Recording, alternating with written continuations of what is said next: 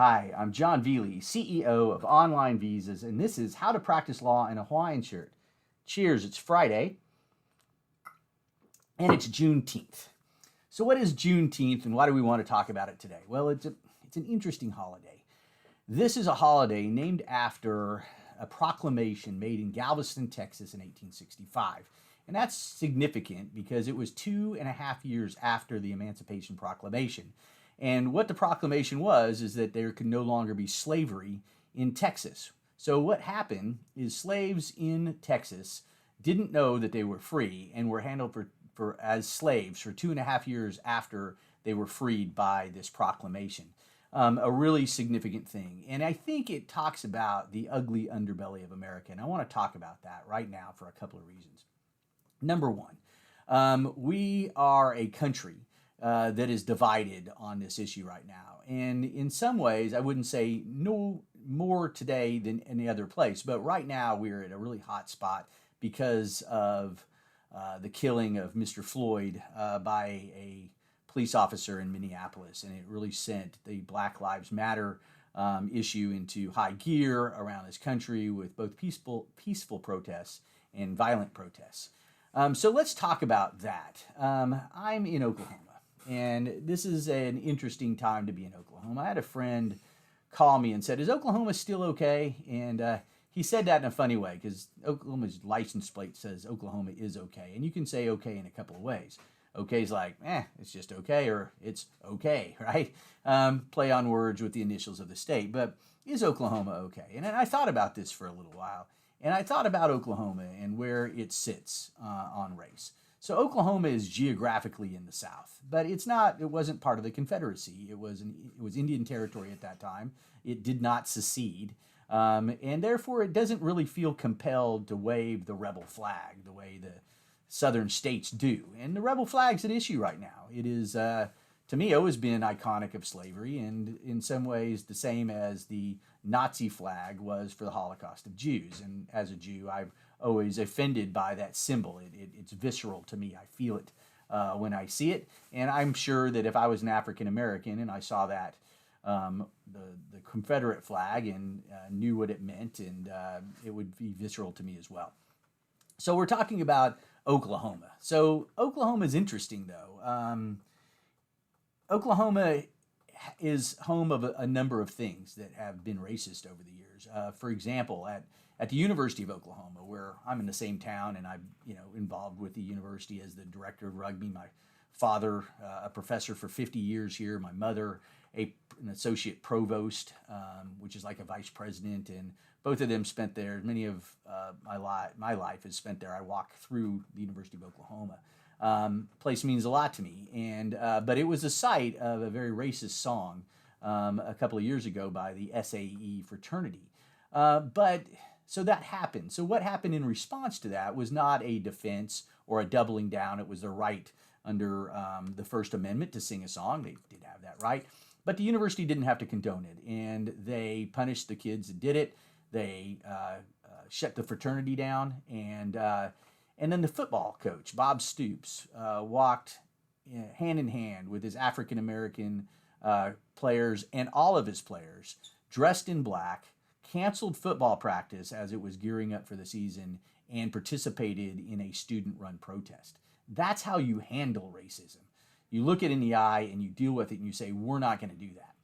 That's Oklahoma.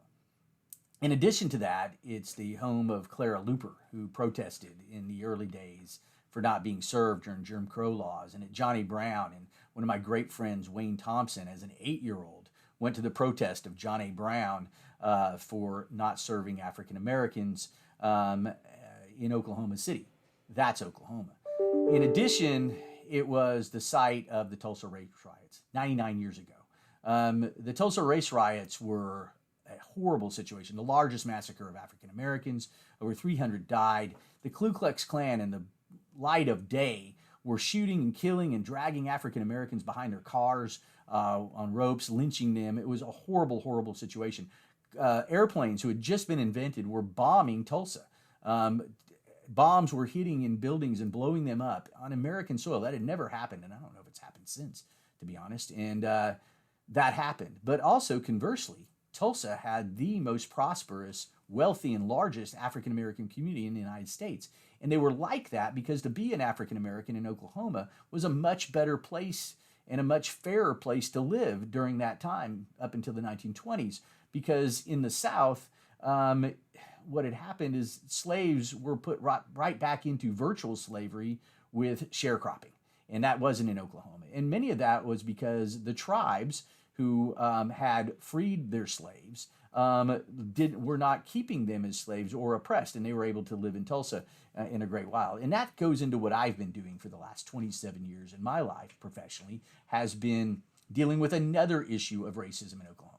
And that's that the tribes in the Civil War, although Oklahoma didn't secede, all 5 of the 5 civilized tribes signed treaties with the Confederate States of America.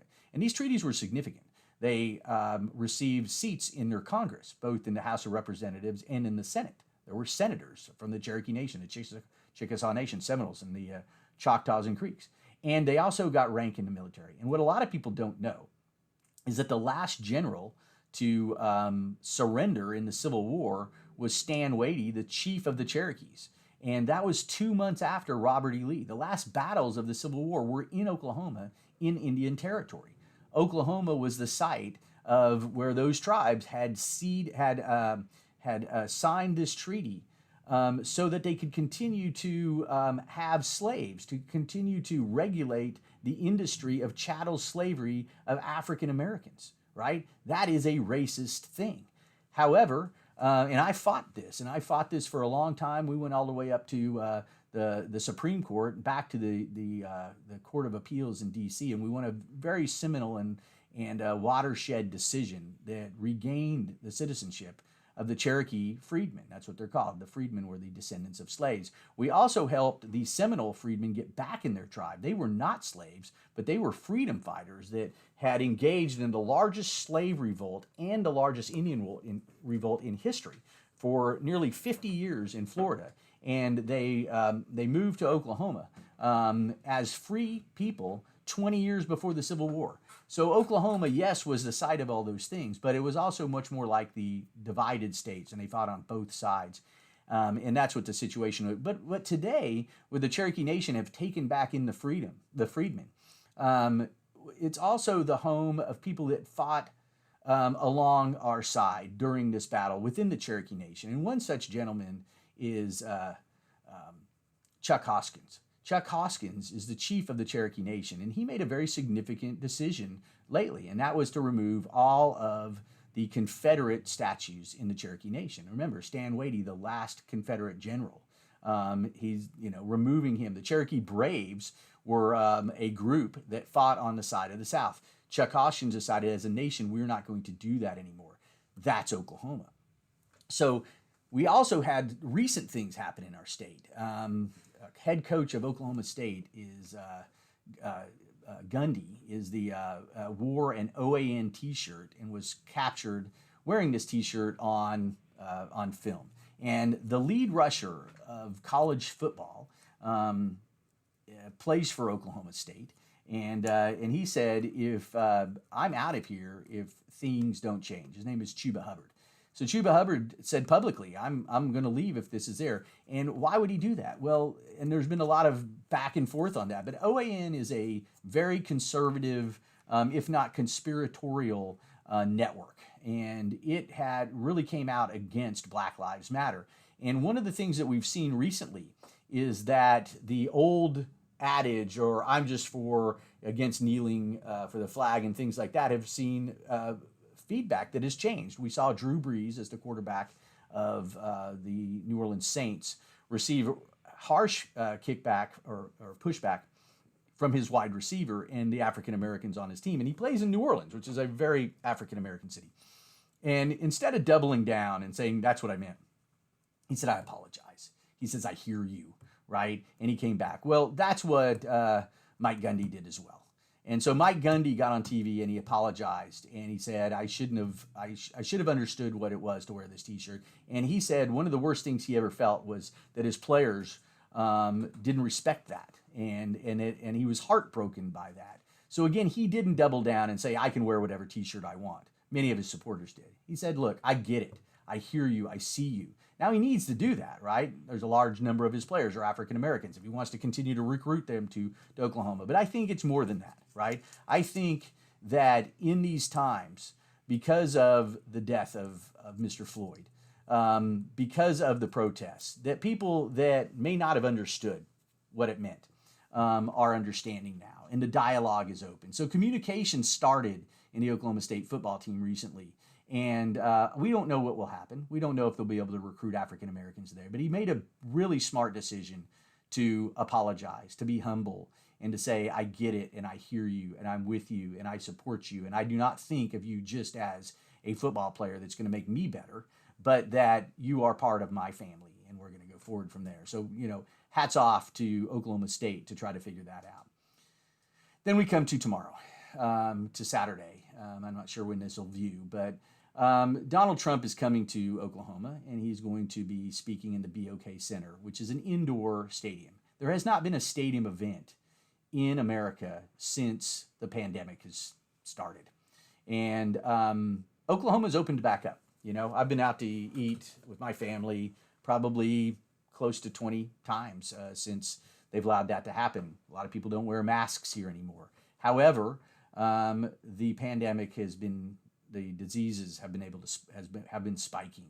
They have been going up, as it's not surprising, right? So here we're going to have an open thing. The President of the United States will speak. I am sure he'll talk about that. It was going to be today, but he moved it off of today because it's Juneteenth. That is an interesting reason to do that, and a good reason to do that, because many of the Juneteenth celebrations have been, canceled because of the coronavirus. And it's in Tulsa, the site of the race riot that I talked to about 99 years ago. So what will happen? Will there be protests? Yes. Will it be peaceful? Will there be riots? Will the disease be spread? Will people get sick, and will they spread it around to other parts? Will they come to the rest of our state? Will we shut that down? We don't know. Will any of this happen? Will all of it happen? Well, it's Oklahoma, so probably. But I think on Juneteenth, this is when what we're saying is that there are choices in life. And you can choose to be the people that stand up against racism and do what you can. I was lucky. I got to fight a lawsuit much bigger than myself and get people back into their tribe. But it's an everyday thing. It's an everyday thing when you hear one of your friends say a joke that disparages somebody because of their race, or when you see somebody treat somebody badly, you can defend them. When you hear them say any of these things, you can stand up, you can do something simple. But are you the type that if you were a slave owner and the Emancipation Proclamation came down, that you would not tell your slaves and keep them enslaved for 2.5 years against federal law? Are you the person that would utilize Jim Crow law to not allow an African American to eat in your restaurant, or they had to ride in the back of the bus, or they couldn't stay in your hotel room, or they couldn't swim at the community pool? Are you the type of person that would call the police on African Americans for barbecuing?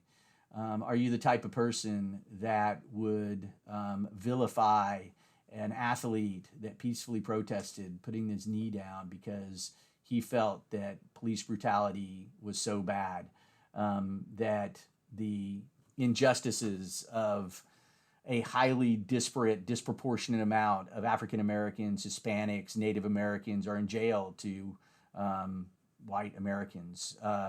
Are you the type that says there's a few good cops when you see a policeman kill a man like Mr. Floyd for 8 minutes underneath his knee? Are you the person that when an African American says that Black Lives Matter, you say all lives matter? Or will you be the person that says, I hear that, I see that there are injustices in this country, and there's something I can do about it? Because that's what Juneteenth is. I'm Jon Velie, CEO of OnlineVisas, and we're delivering dreams one visa at a time.